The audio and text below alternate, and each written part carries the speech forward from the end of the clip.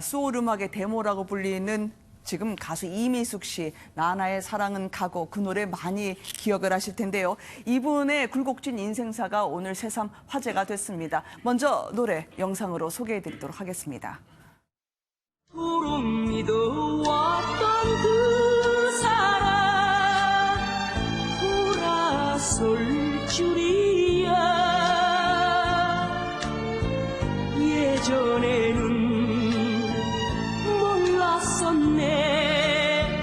진정 난 몰랐네. 올해로 데뷔 53년을 맞는 이미숙 씨인데요. 화려한 가수 생활 뒤에 그동안 차마 밝히지 못했던 인생사를 이분이 절절히 털어놨습니다. 일단 그동안 좀 뜸하셨다 생각이 들었는데요. 편찮으셨나요? 건강 소식부터 나오던데요. 네, 지금은 이제 몸이 많이 회복이 돼서요. 네. 해외 공연도 가고 이렇게 건강이 좋아졌는데 한동안 힘들었다 그래요. 아까 소개하신 것처럼 파란만장한 삶을 살아왔기 때문에 네. 뭐 70년, 80년대는 정말 최고 인기 가수로 소울의 데모. 지금도 이미숙 씨 그러면 소울의 데모라는 그 명칭이 딸려 나옵니다. 네. 누구라도 그렇게 얘기를 하는데요.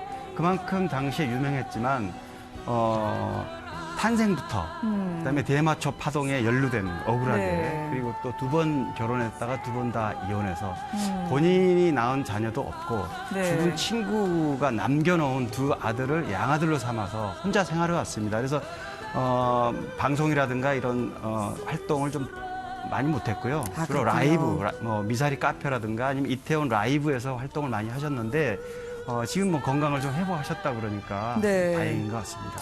지금이야 이렇게 말하지만 옛날에는 눈물겨웠다고 얘기하는 분입니다. 요즘에는 그나마 건강이 좋아졌다니까 다행인데요. 이분의 생일을 저희가 한번 찾아보니까 1950년 6월 29일입니다. 그러니까 6.25 전쟁 직후 태어나면서 그 당시 겪어야 했던 고난들이 적지 않았던 것 같아요. 그러니까 그 당시 뭐 영화라든지 뭐 이런 걸 보면 이제 말수레 같은 걸 타고 피난 가는 피난민을 본 수가 있는데 대표적 그런 케이스였는데 왜냐하면 전쟁 발발 직후에 태어났기 때문에 네. 어머니 같은 경우에는 당연히 이제 막 몸을 푼 산모였고 이제 갓난아기였기 때문에 겨우겨우 그 한강다리가 끊기기 전에 피난을 갔다고 하는데 네. 그런 과정에서 문제는 뭐냐면 집에 두고 온 이제 그 언니가 있었던 거죠.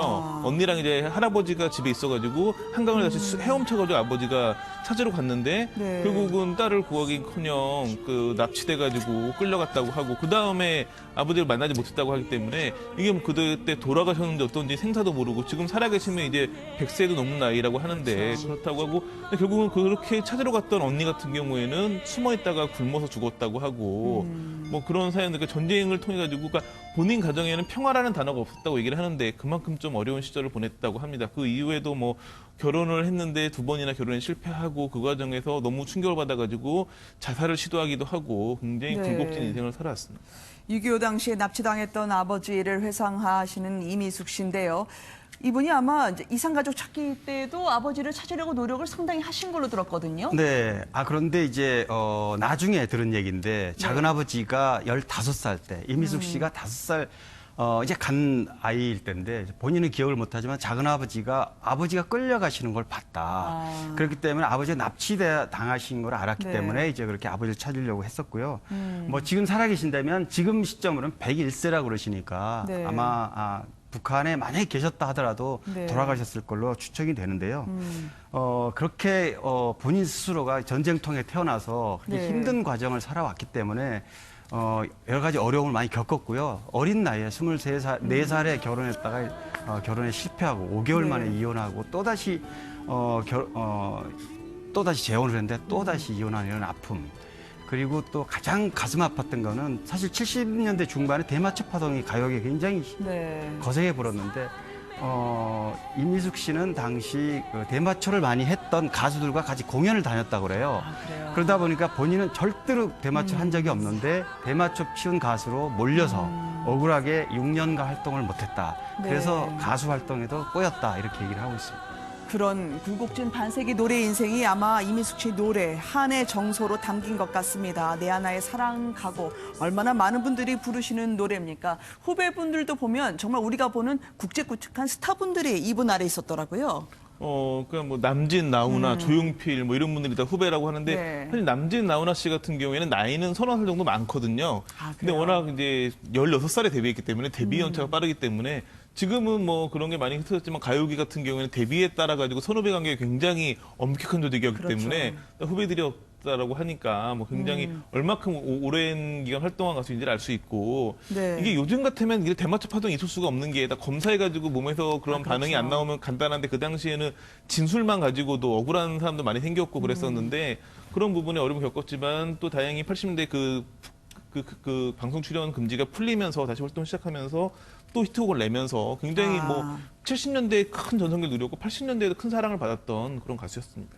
그래서 그렇게 영혼을 울리는 소울의 대모란 얘기를 저희가 들을 수 있을 것 같은데요. 이분이 앞으로도 좀 무대에 서는 걸 저희가 볼 수 있을까요? 임재범 씨도 눈여겨보셨고 네. 할머니 뻘이다 이야기를 하시긴 하지만 말이죠. 네, 그런 얘기는 저도 사실 네.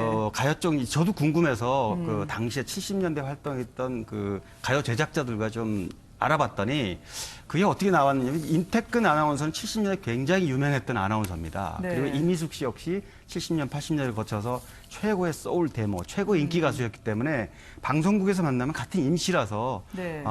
종씨다 우리는. 그런데 이렇게 족보 따지고 보면은 되게 뭐 할머니 뻘인 삼촌 뻘이 나오거든요. 네. 그래서 워낙 친하게 지내다 보니까 이런 얘기가 나왔고 이제 임재범은 내 중손녀 뻘이다 이렇게 얘기를 했다고 그럽니다. 네, 다시 볼 수 있는 날을 꿈꾸면서 오늘 여기서 마감을 합니다. 함께해 주신 두 분 고맙습니다. 감사합니다.